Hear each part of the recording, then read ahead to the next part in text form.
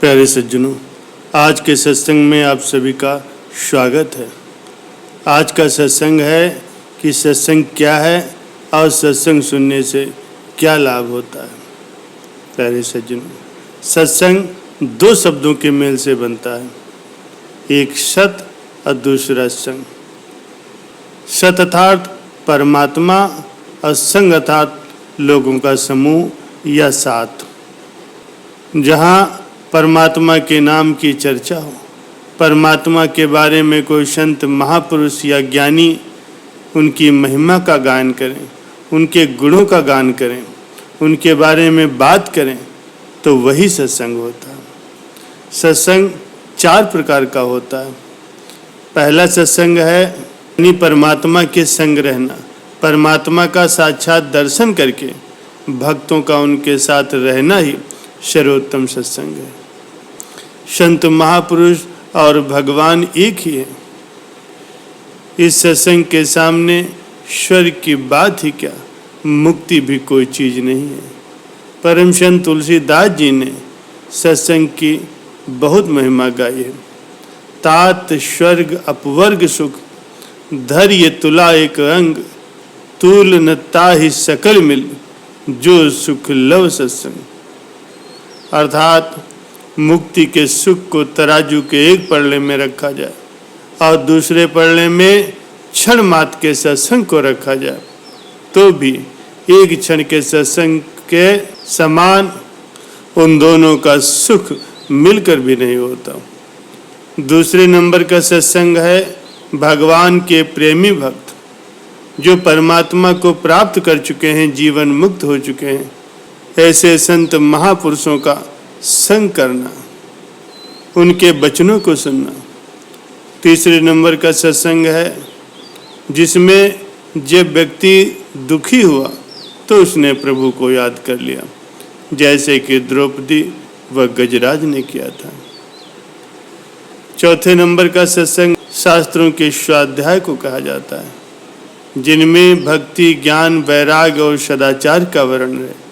ऐसे शास्त्रों को सदा श्रद्धा और प्रेम से पठन करना, उनमें कही गई बातों पर मनन करना, ये सत्संग का ही लाभ है। इन सभी में पहले नंबर के सत्संग को सर्वश्रेष्ठ कहा जाता है।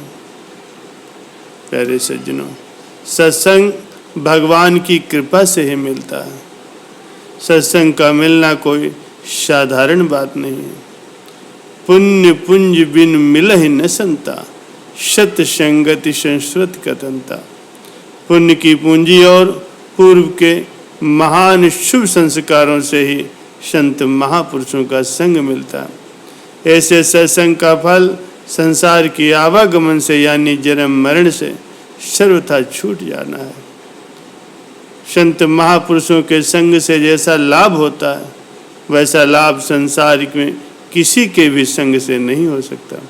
संसार में लोग पारस की प्राप्ति को बड़ा मानते हैं, लेकिन सत्संग का लाभ तो बहुत ही विलक्षण है। पारस में और संत में बड़ो अंतरो जान, वो लोहा कंचन करें, वो कर ले आप समान। पारस और संत में बहुत अंतर होता है। पारस लोहे को सोना बना सकता है, लेकिन पारस नहीं।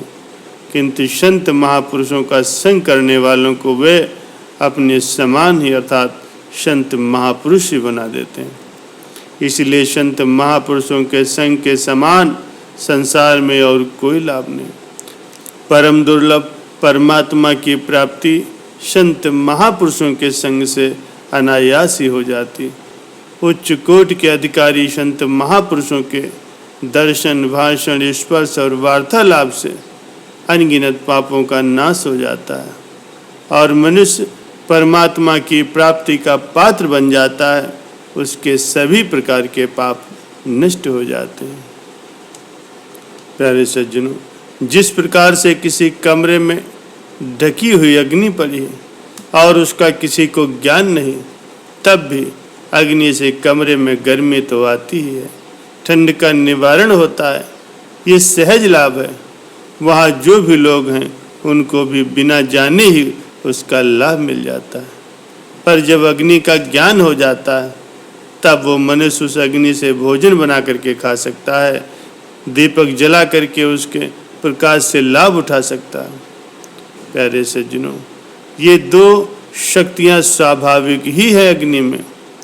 अग्नि का ज्ञान होने पर मनुष्य उसकी दोनों शक्तियों से लाभ उठा सकता है। और यदि अग्नि में ये भाव हो जाता है कि अग्नि साक्षात देवता है, तब तो वह उसमें पुत्र, धन, आरोग्य, कीर्ति आदि किसी भी कामना की पूर्ति के लिए श्रद्धा और विधि पूर्वक हवन करता है और वह अपनी कामना के अनुसार उससे लाभ उठा लेता है।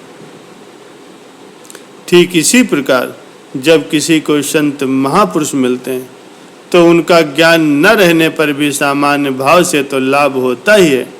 जैसे ढकी हुई अग्नि के द्वारा गर्मी से शीत का निवारण हो जाता है, उसी प्रकार संत महापुरुषों के संग से, उनके गुणों से स्वाभाविक ही वातावरण की शुद्धि होने के कारण पाप भावना का अभाव होता है और उनके गुणों का आभास तो आ ही जाता है।